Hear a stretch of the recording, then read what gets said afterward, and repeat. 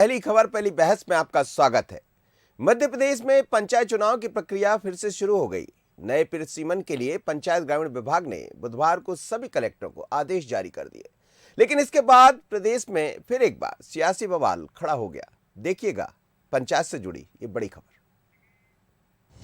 बुधवार को पंचायत ग्रामीण विभाग का नया आदेश जारी हुआ, जिसमें 17 जनवरी से 25 जनवरी तक नए ढंग से परिसीमन करने की बात कही गई है। जाहिर है पूरी प्रक्रिया नई होगी, यानी कांग्रेस सरकार में हुआ परिसीमन समाप्त हो जाएगा। लेकिन इसे लेकर कांग्रेस ने सवाल उठा दिए हैं।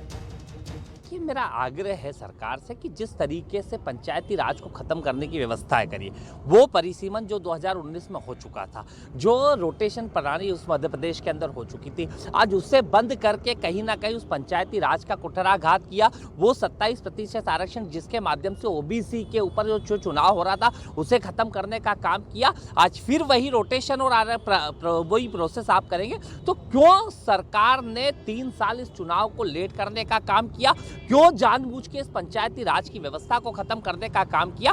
सवाल इस बात का है कि मंशा क्या है। कांग्रेस कुछ भी कहे, लेकिन अब सरकार बीजेपी की है तो अपने तरीके से प्रक्रिया कराएगी। बीजेपी का कहना है चुनाव का कांग्रेसीकरण नहीं होने देंगे। पार्टी का कहना है जब चुनाव निरस्त हो गए तो प्रक्रिया भी नए तरीके से होगी। सारा कराया धराया कांग्रेस का, और अब पंचायती राज के चुनाव की दुहाई दे रही है। निश्चित रूप से भारतीय जनता पार्टी के नेतृत्व वाली सरकार नए सिरे से इसलिए करेंगे कि पुराना जो परिसीमन और पुराना जो विभाजन था वो सब राजनीति से प्रेरित था। और जिस प्रकार से तत्कालीन मुख्यमंत्री के रूप में शिवराज सिंह चौहान ने जिन्हें नगर परिषदों को नगर परिषद का दर्जा दे दिया था, उनको पुनः ग्राम पंचायत बनाए जाने का भी प्रयास कमलनाथ जी की सरकार द्वारा किया गया था। आज यदि तब पुनः विचार किया जा करके नई मतदाता सूची बन रही है, नया परिसीमन हो रहा है, नया रोस्टर होगा, और विशेष करके ओबीसी वर्ग का जो आरक्षण का मामला है, उन ओबीसी वर्गों को न्याय मिले, इस बात को लेकर के भारतीय जनता पार्टी के नेतृत्व वाली सरकार कृत संकल्पित भी है और दृढ़ संकल्पित भी है। पंचायत चुनाव कब होंगे ये 17 तारीख को सुप्रीम कोर्ट में सुनवाई के बाद समझ आएगा। पिछली बार 2019 में कमलनाथ सरकार ने परिसीमन कराया था, जिसमें 1200 नई पंचायतें बढ़ गई थी। तो बड़ा सवाल यही है, क्या फिर से संख्या बढ़ेगी? लेकिन परिसीमन को लेकर कदमताल पार्टियों के सियासी नफे नुकसान की तरफ इशारा तो है ही। चलिए, पंचायत चुनाव को लेकर एक बार फिर से नई प्रक्रिया प्रारंभ हुई है। परिसीमन फिर से होगा, इस बात के आदेश जारी कर दिए गए। 17 से 25 तारीख तक ये परिसीमन का काम चलेगा। सभी कलेक्टरों को निर्देश आदेश जारी हुए हैं। उसके बाद फिर प्रक्रिया आगे बढ़ेगी। लेकिन मसला पूरा सुप्रीम कोर्ट में भी है, तो क्या सुप्रीम कोर्ट इसमें कोई गाइडलाइन देगा या ओबीसी पर भी चर्चा होना है? मुद्दे तमाम है, पर पंचायत पर प्रक्रिया जरूर प्रारंभ हो गई। चलिए, मेरे साथ 2 मेहमान जुड़ रहे हैं। सनबर पटेल जी हैं, प्रवक्ता भारतीय जनता पार्टी के, साथ ही कांग्रेस से रामकिशोर दोगने जी हैं, पूर्व विधायक। आप दोनों मेहमानों का बहुत स्वागत है। और जब वरिष्ठ पत्रकार मेरे साथ जुड़ेंगे उनसे मैं आपका परिचय कराऊंगा। सनबर जी, फिर से प्रक्रिया प्रारंभ कर दी आपने। कांग्रेस की प्रक्रिया को तो समाप्त कर ही दिया था, अब कांग्रेस फिर सवाल खड़े कर रही है।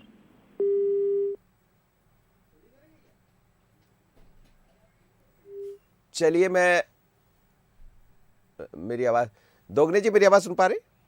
जी हाँ, आ रही मनोज। आपसे यही मैं समझना चाहूंगा कि जाहिर सी बात है, आपने 2019 में परिसीमन लागू किया, नया आरक्षण प्रक्रिया की, अब वो तो समाप्त हो गया। नया परिसीमन, नया अध्यादेश, तो फिर नया परिसीमन भी होगा, तो सवाल किस बात का? देखिए मनोज जी, ये बार बार उलझाने का काम कर रहे हैं और कुछ नहीं कर रहे हैं। परिसीमन आपने देखा है 19 में जो हुआ है, सरकार ने किया था। कोई सरकार किसी पार्टी की नहीं होती है, सरकार के अधिकारी किसी पार्टी के नहीं होते हैं। अधिकारियों ने किया था परिसीमन, और परिसीमन करने के बाद भौगोलिक स्थिति को देखते हुए परिसीमन होता है, और वही हुआ था। और जबरदस्ती ये उलझा रहे हैं, और इसके अलावा कुछ नहीं। आप इन्होंने पहले अध्यादेश लाए 2014 के हिसाब से चुनाव करा रहे थे, फिर वो उलझ गया, तो उसमें आरक्षण और परिसीमन, आरक्षण और रोटेशन तीनों भूल गए। सब चीजों को घालमाल कर दिया। घालमेल करने में ये समस्या आ गई है कि कोर्ट में जाना पड़ा। कोर्ट में गए, कोर्ट में जाने के बाद कोर्ट ने निर्णय दिया, तो उसमें आरक्षण का फंदा फंसा दिया। अब आरक्षण में भी आप देखिए कि कल इनके आयोग के अध्यक्ष ने बताया कि 35% आरक्षण देंगे। तो 27% आरक्षण में बात हो रही थी, 14 दे रहे थे, अब 35 देने की बात कर रहे हैं, तो एक किस तरह से चलाना चाहते हैं यही समझ में नहीं आ रहा है कि बार बार नई नई चीजें लाकर क्या करना चाहते, चुनाव कराना चाहते या नहीं चाहते, स्पष्ट करें ये लोग। ये चुनाव को सिर्फ टाले जा रहे हैं और कुछ नहीं कर रहे हैं। अब ये नया परिसीमन आ गया, ठीक है, परिसीमन नया कराइए आप, पर परिसीमन के साथ में आप क्या 35% आरक्षण से कराएंगे, रोटेशन को चलाएंगे और आरक्षण को ऐसा चलाएंगे, कैसा चलाएंगे, स्पष्ट तो करें। किसी चीज को स्पष्ट नहीं करते। इन्होंने पहले भी आपने देखा जिला पंचायत अध्यक्ष के आरक्षण ही नहीं किए और उसके आरक्षण अलग से होंगे। बाकी जनपद अध्यक्ष, पंचायत के पंच, सरपंच, इनके जनपद सदस्य, इनके आरक्षण पुराने लागू होंगे 2014 के। तो किस तरह से कराना चाहिए यही समझ में नहीं आता। पहले प्रक्रिया एक साथ पूरी डिक्लेयर करें कि हम इस तरह के चुनाव कराएंगे और इसका परिसीमन ये होगा और इसका आरक्षण ये होगा और इसके ये पंचायत जो उसमें नगर पंचायत में नगर पालिका में चली गई उनको हम शामिल करेंगे, बढ़ाएंगे नहीं बढ़ाएंगे, सब तो स्पष्ट करें। कुछ भी करने को सब स्पष्ट करवा लेते है ना। मेरे साथ वो जुड़े हैं भारतीय जनता पार्टी, सनवर पटेल जुड़े। सनवर पटेल जी, स्पष्ट कर दीजिए चाहते क्या है। पंचायत चुनाव तो टल गए, अब पंचायत चुनाव टलने के बाद एक बार फिर स्थिति जस की तस बनी हुई है कि आखिर होंगे कब चुनाव, लेकिन जो प्रक्रिया नई प्रारंभ हुई है तो क्या उम्मीद करें कि जल्द कराने की तैयारी है पंचायत चुनाव? एक तो मेरी आवाज आ रही है आपको? बोलिएगा, आप बोलिए। मेरा ये वॉइस कॉल ठीक से पेश करवा नहीं, आप बोलिए, आप बोलिए, आप बोलिए, आपकी आवाज आ रही है, आप बोलिए। देखिए मनोज जी, भारतीय जनता पार्टी की सरकार पूरी ईमानदारी से, पूरी प्रतिबद्धता के साथ पंचायती राज को मजबूत करना चाहती है। त्रिस्तरीय पंचायत के चुनाव के माध्यम से नीचे तक जाकर सुशासन स्थापित हो, सत्ता का विकेंद्रीकरण हो, यह भारतीय जनता पार्टी की सरकार की प्राथमिकता है और सर्वविदित है। हम कई बार बहस कर चुके हैं, मैं उस पर जाऊंगा तो आप फिर रोकेंगे जी। कांग्रेस ने लगातार चुनाव को टालने का काम किया है। 2019 में कांग्रेस की सरकार थी, उन्होंने नया परिसीमन किया तो नया परिसीमन इस प्रकार से किया जो आज तक कभी नहीं हुआ। राजनीतिक चश्मे से इस परिसीमन को किया गया। आज इससे पहले जब भी परिसीमन हुए तो 100 से 120 तक की पंचायतों का बढ़ाव और घटाव हुआ है।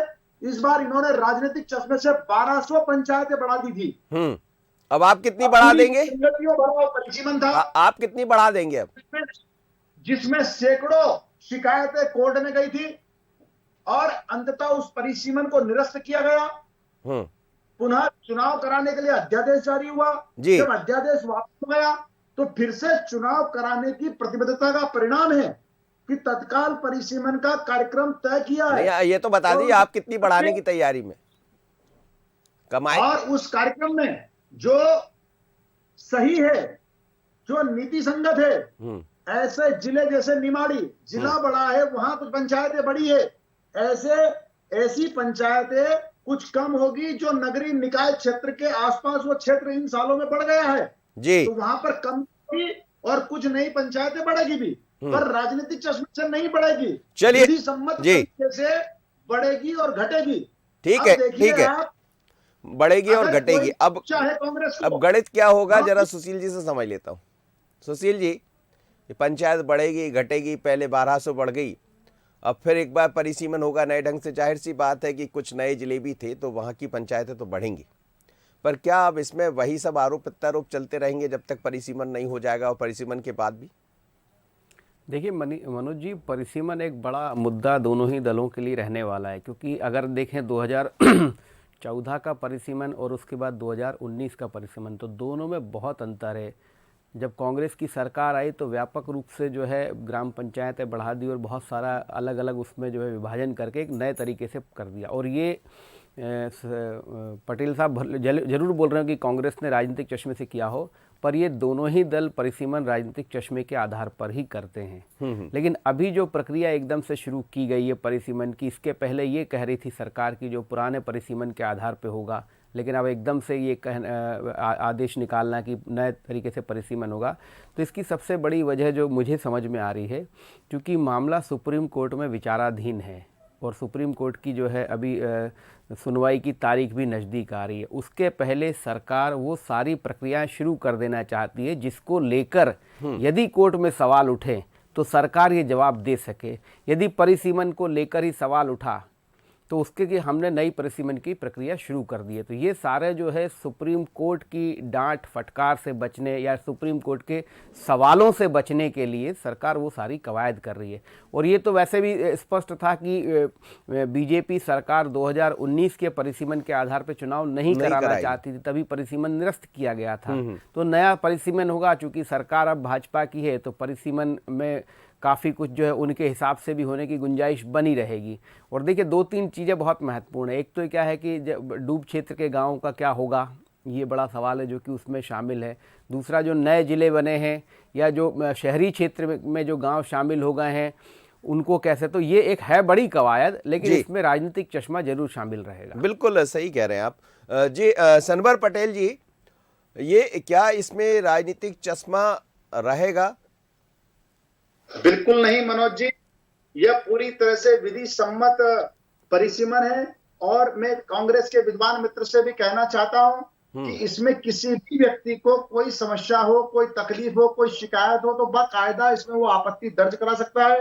आपत्ति दर्ज कराने हेतु 23 तारीख तक नियत की गई है जी। इसमें कहीं कोई परेशानी नहीं है, या पूरी तरह से विधि सम्मत परिसीमन होगा।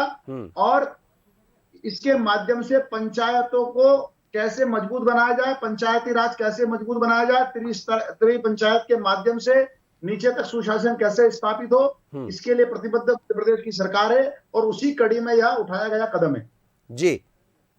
क्या कहेंगे रामकिशोर दोगने जी? देखिए, जब सरकार बदलती है तो सरकार अपने तरीके से काम करती है। आपको मौका मिला 2019 में, आपने 1200 से ज्यादा नई पंचायतें जोड़ दी। अब पंचायतें जोड़ी तो फिर आरोप भी ये लगा कि आपने अपने क्षेत्रों को बढ़ाया होगा, अपने तरीके से परिसीमन कर लिया। अब भारतीय जनता पार्टी करेगी तो आरोप ये लगाना लाजमी है आपका, क्योंकि आप विपक्ष में है। पर ऐसा होगा क्या, क्योंकि विवाद में पड़ गया पूरा पंचायत चुनाव? तो देखिए मनोज जी, विवाद में भाजपा ने पड़ा है। आप देखें, अगर पहले से अगर चुनाव इनको 2014 के हिसाब से कराना था वो असंवैधानिक था, उसको नहीं करते, ये नया परिसीमन कर लेते उस टाइम। 19 का नहीं मानने थे, नया करते, पर इन्होंने कुछ नहीं किया, सिर्फ उलझाने का काम किया। और आपको मैं बताना चाहता हूँ, कोई कांग्रेस की सरकार हो या किसी भाजपा की भी सरकार हो, दोनों दल कोई असंवैधानिक काम कैसे करेंगे? सरकार असंवैधानिक काम करेगी क्या? जो संविधान में उल्लेखित होगा या संविधान में जो दिया हुआ है कि 1000 वोटर चाहिए एक पंचायत में, परिसीमन में सीमा ये चाहिए, भौगोलिक स्थिति ये चाहिए, सब स्पष्ट लिखा हुआ है, तो उससे अलग कहाँ जाएंगे आप? अभी वर्तमान में भी कहाँ जाएंगे आप भाग के? कोई ऐसा तो नहीं कर लेंगे कि आप एक पंचायत में 10 किलोमीटर या 20 किलोमीटर के गांव को मिला देंगे और 5 किलोमीटर वालों को। चलिए, मैं तो स्वागत करता हूं आपके बयान का।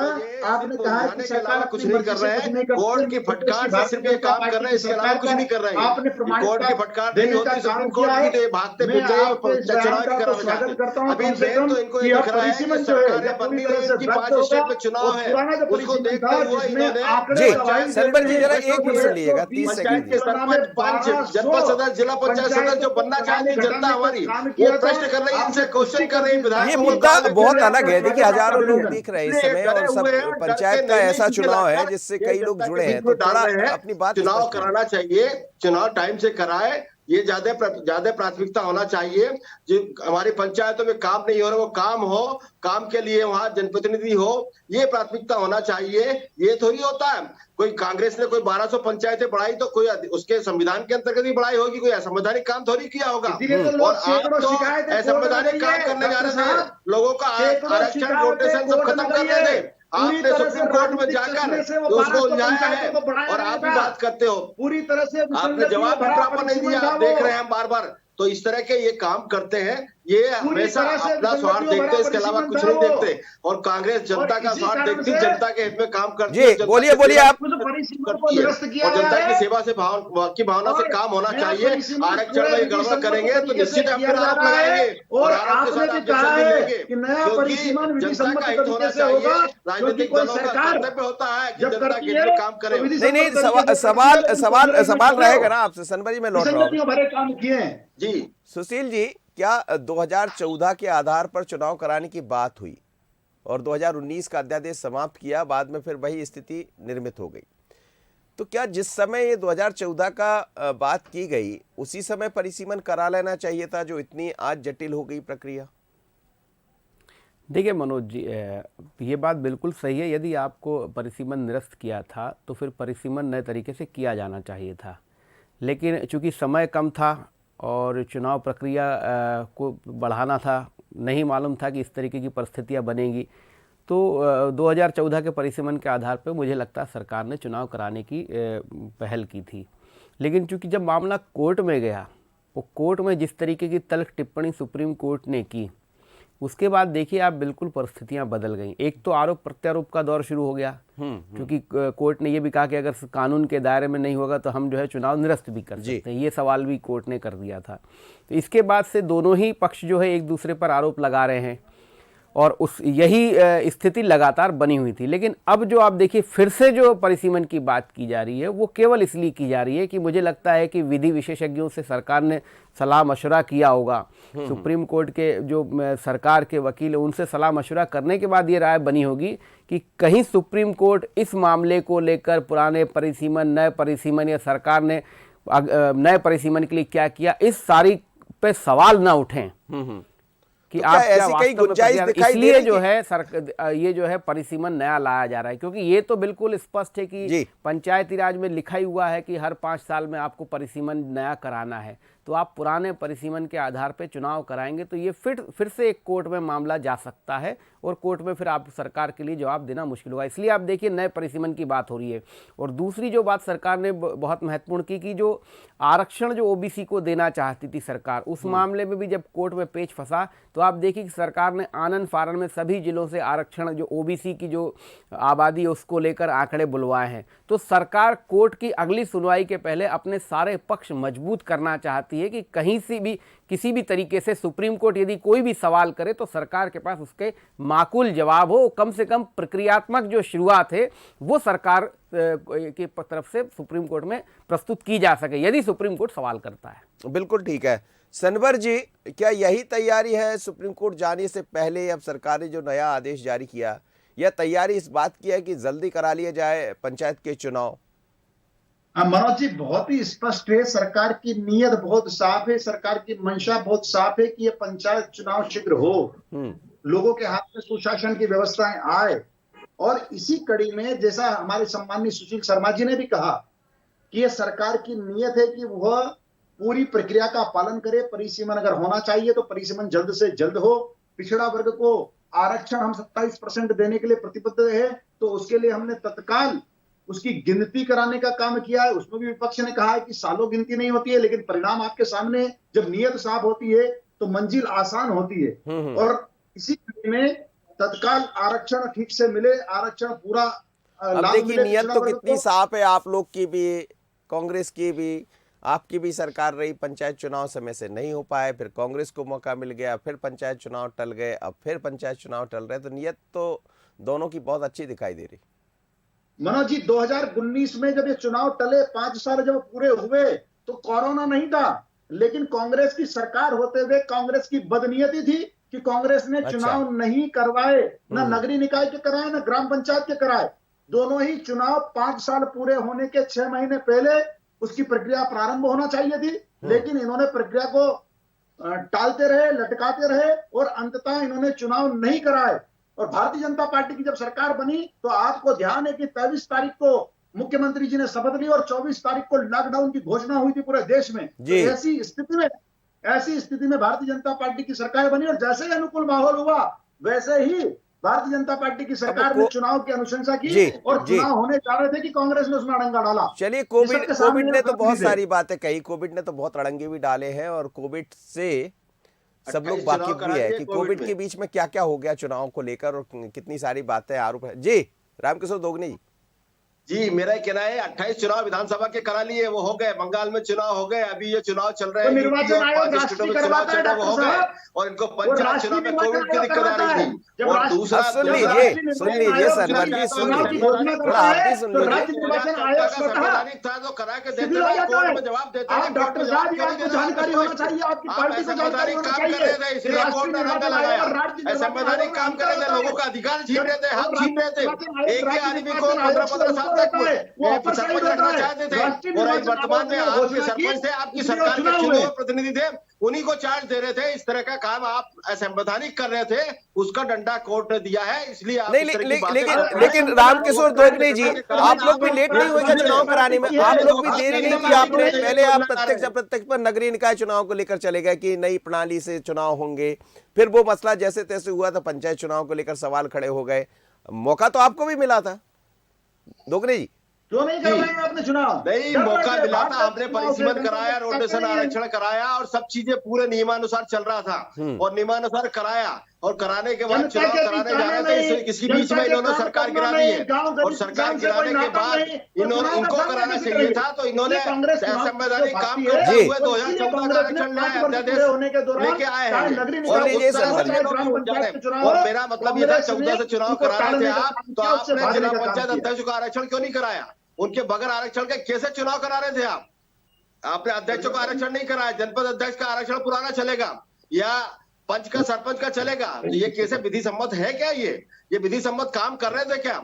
ये विधि सम्मत बिल्कुल काम नहीं कर रहे थे, इसलिए चलिए अंतिम प्रतिक्रिया सुशील जी, जो आप कह रहे थे बार बार सुप्रीम कोर्ट का, क्या इसमें लग रहा है कि सुप्रीम कोर्ट सवाल खड़े कर सकता है? जो गुंजाइश दिखाई दे रही है, हालांकि सुप्रीम कोर्ट का मसला है, सुप्रीम कोर्ट में ही समझ आएगा, पर क्या जो प्रक्रिया दिखाई दे रही उसमें कुछ सवाल उठ सकते हैं?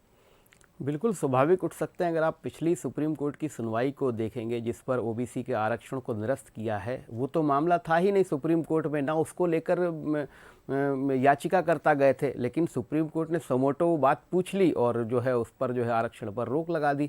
तो सुप्रीम कोर्ट के इसी व्यवहार को देखते हुए सरकार बहुत अलर्ट है कि कोई भी ऐसा प्रश्न जो सुप्रीम कोर्ट पूछे तो उसके पास उसका माकूल जवाब होना चाहिए। लेकिन देखिए, जो जहाँ तक लेट की बात है, अगर कांग्रेस ने लेट किया तो बीजेपी ने भी जो है चुनाव को टालने में कोई कोर कसर नहीं छोड़ी। देखिए 2020 में 28 उपचुनाव हुए थे, उस दौरान जो है चुनाव हो सकते थे नगरीय निकाय पंचायतों के। उसके बाद दमोह का उपचुनाव हुआ, उस समय भी आप कर सकते थे। तो दोनों ही पक्षों ने कहीं ना कहीं जो है टाल मटोल की, उसी का परिणाम है। और देखिए कितना नुकसान हो रहा है। भोपाल जैसे हम राजधानी में बैठे हुए हैं, अधिकारी प्रशासनिक लाल फीताशाही जब भी ऐसे सरकार में रहेगी, सीधे उसके पास अधिकार रहेंगे, तो नुकसान स्वाभाविक रूप से होगा। जनप्रतिनिधियों का सम्मान होना बहुत जरूरी है। बिल्कुल आप सही कह रहे हैं और आप सभी मेहमानों का बहुत बहुत धन्यवाद, आप मेरे साथ जुड़े। लेकिन मध्य प्रदेश में पंचायत चुनाव को लेकर सस्पेंस बरकरार है, पर इस सस्पेंस के बीच में सरकार की ऐसा मानना है, सरकार का ऐसा कहना है कि इसको दूर किया जाए। तो प्रक्रिया पुनः प्रारंभ हुई है परिसीमन को लेकर। 17 से 25 तक इस परिसीमन को किया जाना है, लेकिन बड़ी बात ये, क्या ये हो पाएगा?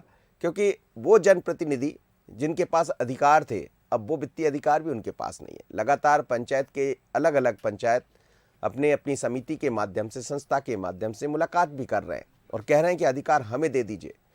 पर अधिकारों की लड़ाई तो दूसरी तरफ भी है, क्योंकि बात परिसीमन की है, बात आरक्षण की है, लेकिन नज़र सुप्रीम कोर्ट पर है। पहली बहस पहली खबर में मुझे दीजिए इतना ही, मुझे दीजिए इजाज़त। बने रहिए बंसली पर। नमस्कार।